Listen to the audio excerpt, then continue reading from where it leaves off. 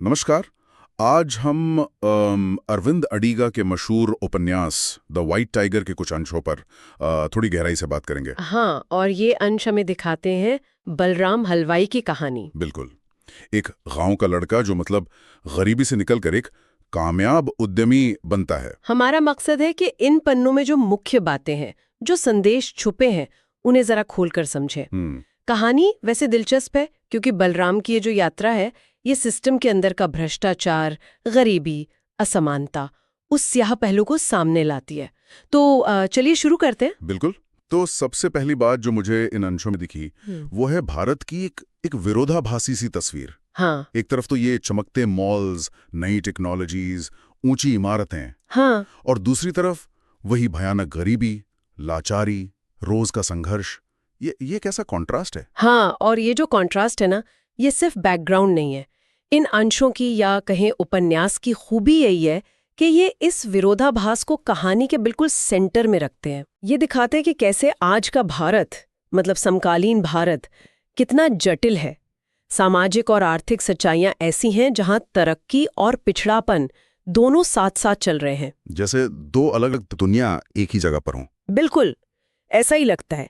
एक तरफ वो शाइनिंग इंडिया है जहां कुछ लोगों के लिए अवसर ही अवसर है, वो ग्लोबल इकोनॉमी से जुड़े हैं। और दूसरी तरफ वो अंधेरा भारत है जहां बलराम जैसे लोगों के लिए बुनियादी जरूरतें भी एक जंग है। तो ये सिर्फ शहरों और गांवों का फर्क नहीं है। नहीं नहीं, ये उससे कहीं ज्यादा गहरा है। ये अवसरों का फर्क है, सोच का फर्क है, यहाँ तक कि उम्मीदों का भी। ये खाई सिर्फ भौतिक नहीं, ये मानसिक भी है, एक तरह से स्ट्रक्चरल भी। समझ गया। और इसी जटिल माहौल में बलराम हलवाई का सफर शुरू होता है। हाँ अंश बताते हैं कि वो एक मामूली नौकर से शुरू करता है, फिर ड्राइवर बनता है और आखिर में एक व्यवसायी। ये बदलाव तो मतलब काफी नाटकीय है तो ये सचमुच एक बड़ा कायापलट है। लेकिन अंश ये भी इशारा करते हैं कि ये सिर्फ एक व्यक्ति की आर्थिक तरक्की की कहानी नहीं है। अच्छा। हाँ, जैसे जैसे बलराम इस रास्ते पर आगे बढ़ता है, वो सिस्टम को बहुत करीब से देखता है जिसमें वो जी रहा है। वो समाज में मतलब कितनी गहराई तक भ्रष्टाचार फैला हुआ है, अमीर गरीब के बीच की खाई कितनी चौड़ी है, सत्ता का खेल कैसे चलता है, ये सब समझता है और कहीं ना कहीं उसे उजागर भी करता है। तो आप कह रही हैं कि उसका ऊपर उठना एक तरह से उस समाज की परतें उधेड़ने जैसा है।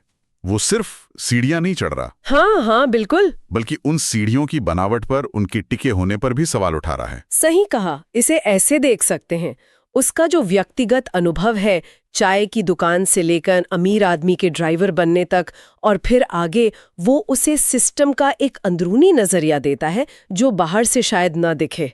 वो देखता है कि फैसले कैसे होते हैं, पैसा कैसे काम करता है, नैतिकता वो कहाँ पीछे छूट जाती है। तो अगर हम इसे बड़ी तस्वीर से जोड़ें तो बलराम की कहानी उस पूरी व्यवस्था पर एक तीखी टिप्पणी बन जाती है। वो सिर्फ एक किरदार नहीं रहता, वो उस संघर्ष का, उन नैतिक दुविधाओं का प्रतीक बन जाता है। और अंश तो सीधे सीधे भ्रष्टाचार और असमानता की बात करते हैं। ऐसा लगता है जैसे ये सिर्फ दिक्कतें नहीं बल्कि उस दुनिया के नियम ही बन गए हैं। हाँ, आपने बिल्कुल सही पकड़ा। और ये चीज कहानी को इतना असरदार इसलिए बनाती है क्योंकि ये सब कुछ बलराम के नजरिए से दिखाया गया है। अच्छा। ये कोई समाजशास्त्रीय रिपोर्ट नहीं है कि आंकड़े दे दिए, नहीं, ये एक जीते जागते इंसान के अनुभव है। जब बलराम अपनी आंखों से देखता है कि कैसे अमीर लोग नियम तोड़ मरोड़ सकते हैं, कैसे पुलिस या सरकारी अधिकारी बस बिक जाते हैं, या कैसे गरीबी लोगों को एकदम लाचार बना देती है, अब तो पाठक उस अन्याय को, उस असमानता को ज्यादा गहराई से महसूस करता है।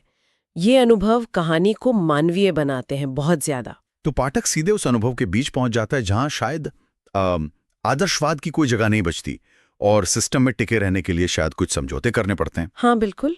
और यहीं पर यह सवाल उठता है कि ऐसी व्यवस्था में व्यक्तिगत महत्वाकांक्षा का असली मतलब क्या है। क्या तरक्की पाने के लिए उसी भ्रष्ट सिस्टम का हिस्सा बनना जरूरी है जिससे आप शायद नफरत करते हो। अंश हमें दिखाते हैं कि बलराम इस सवाल से जूझता है।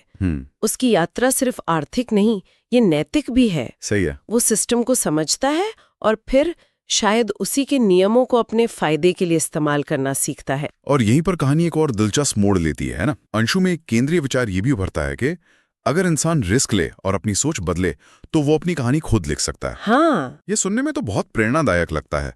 खासकर उस माहौल में जिसकी हम अभी बात कर रहे थे। इसमें कोई शक नहीं कि ये एक शक्तिशाली विचार है। ये उस जज्बे की बात करता है जिसे हम उद्यमिता कहते हैं, एंटरप्राइजिंग स्पिरिट। ये बताता है कि हालात कितने भी मुश्किल क्यों ना हो, व्यक्तिगत इच्छा शक्ति, हिम्मत और एक अलग नजरिया ये आपको अपनी किस्मत बदलने का मौका दे सकता है। एक उम्मीद की किरण की तरह है। हाँ, जैसे अपनी किस्मत अपने हाथ वाली बात। और बलराम का सफर इस विचार का सबूत भी लगता है। वो परिस्थितियों का शिकार बने रहने से इनकार करता है। लेकिन यहाँ एक सवाल है, क्या ये इतना सीधा है? यही तो इस विचार की जटिलता है और अंश शायद इसी को कुरेदते हैं। अच्छा। देखिए, जब हम पहले बात कर रहे थे भ्रष्टाचार की, गहरी असमानता की, हाँ। तो उसके संदर्भ में रिस्क लेने और सोच बदलने का असल मतलब क्या है? क्या ये सिर्फ कड़ी मेहनत और पॉजिटिव थिंकिंग है? या फिर इसमें उस अंधेरे पक्ष से निपटना भी शामिल है जिसका जिक्र अंशों में बार बार आता है?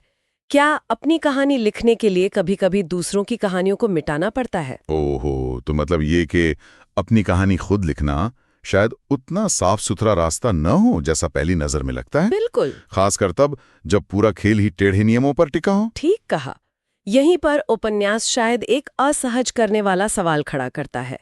क्या बलराम की सफलता सिर्फ उसकी हिम्मत, उसकी तेज बुद्धि, उसकी बदली हुई सोच का नतीजा है? या कुछ और भी है?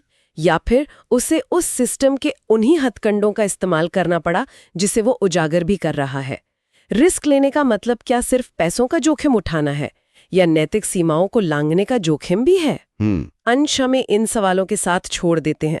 वो दिखाते हैं कि महत्वाकांक्षा और नैतिकता के बीच का रिश्ता कितना पेचीदा हो सकता है। ये वाकई सोचने वाली बात है। एक तरफ तो ये कहानी प्रेरणा देती है कि कोई भी नीचे से ऊपर उठ सकता है, बिल्कुल जमीन से आसमान तक। हाँ। पर दूसरी तरफ ये इशारा भी करती है कि उस उठान की प्रक्रिया में शायद कुछ ऐसा हो सकता है जो हमें असहज करे। और शायद यही बात इस कहानी को इतना खास बनाती है। ये सिर्फ गरीबी से अमीरी तक पहुंचने की एक सपाट सीधी कहानी नहीं है। सही है। ये उस सफलता की प्रकृति पर सवाल उठाती है, उसकी कीमत पर, उसके सामाजिक नैतिक संदर्भ पर। ये पूछती है कि जब सिस्टम ही बीमार हो तो उसमें कामयाब होने का मतलब क्या है? तो अगर हम इन अंशों से मिले मुख्य विचारों को समेटें तो क्या कहेंगे? हमने देखा कि ये अंश आधुनिक भारत के गहरे विरोधाभासों को सामने रखते हैं। हाँ। हमने बलराम हलवाई की जटिल यात्रा को समझा, गरीबी से उद्यमी बनने तक का सफर, जो सिर्फ आर्थिक नहीं बल्कि सामाजिक और नैतिक भी है। बिल्कुल। हमने देखा कि कैसे ये अंश समाज में फैले भ्रष्टाचार और असमानता पर एक तरह की टिप्पणी करते हैं। और आखिर में हमने उस विचार पर गौर किया कि मुश्किल हालात में भी इंसान अपनी किस्मत खुद बना सकता है। लेकिन इस विचार की अपनी जटिलताएं हैं, अपने पेच हैं। हाँ, इन अंशों के आधार पर ऐसा लगता है कि कहानी कई अहम धागों को एक साथ बुनती है। ये सिर्फ एक व्यक्ति की कहानी होकर भी समकालीन भारत के एक बड़े हिस्से की तस्वीर पेश करती है। नहीं। उसकी आकांक्षाएं, उसकी चुनौतियां, उसके नैतिक द्वंद्व, उसके गहरे विरोधाभास, ये उस नए भारत की कहानी है जिसके बारे में हम अक्सर सुनते हैं, लेकिन शायद उसकी असलियत इन अंशों में ज्यादा ईमानदारी से झलकती है। और ये सब बलराम के अपने शब्दों में है, उसके नजरिए से बताया गया है। ये इसे बहुत ही निजी और शायद कहीं ज्यादा प्रभावी बनाता है। पाठक सीधे उसके दिमाग में चल रही उथल पुथल को महसूस कर पाता है। सही कहा। उसका नजरिया जो कभी भोला है, कभी चालाक, कभी गुस्से में है, कभी हताश, हमें उस दुनिया को अंदर से देखने का मौका देता है, जिसे हम में से ज्यादातर लोग शायद सिर्फ अखबारों की सुर्खियों से या दूर से ही जानते हैं। उसका सफेद बाग बनना सिर्फ एक आर्थिक छलांग नहीं है, ये एक मानसिक और शायद नैतिक परिवर्तन भी है। इन अंशों के आधार पर एक विचार जो मेरे दिमाग में घूमता रहता है वो ये है, अगर बलराम का उदय, जैसा कि अंश इशारा करते हैं, उस व्यवस्था के अंधेरे पक्ष को न सिर्फ उजागर करता है बल्कि शायद उसी का इस्तेमाल करके होता है, तो ऐसी व्यवस्था में गरीबी से निकलकर सफलता पाने की असली कीमत क्या हो सकती है? ये एक बड़ा और शायद कुछ असहज करने वाला सवाल है। हाँ, क्या खुद अपनी कहानी लिखना हमेशा एक नायक बनने की कहानी होती है? क्या वो हमेशा हीरो की कहानी होती है? अच्छा सवाल है। या कभी-कभी, जैसा कि ये अंश दर्शाते हैं, उस कहानी के कुछ अध्याय ऐसे भी होते हैं जिन्हें ऊंची आवाज में पढ़ना मुश्किल हो। सफलता की जो पारंपरिक परिभाषा है क्या वो उस दुनिया में लागू होती है जहां नियम ही अलग हैं? ये कुछ ऐसे सवाल हैं जिन पर पाठक इन अंशों के आईने में सोच सकते हैं। बिल्कुल। क्या महत्वाकांक्षा और नैतिकता हमेशा एक सीधी रेखा में चल सकते हैं? खासकर जब रास्ता इतना ऊबड़ खाबड़ और धुंधला हो। ये एक विचार है जिसके साथ हम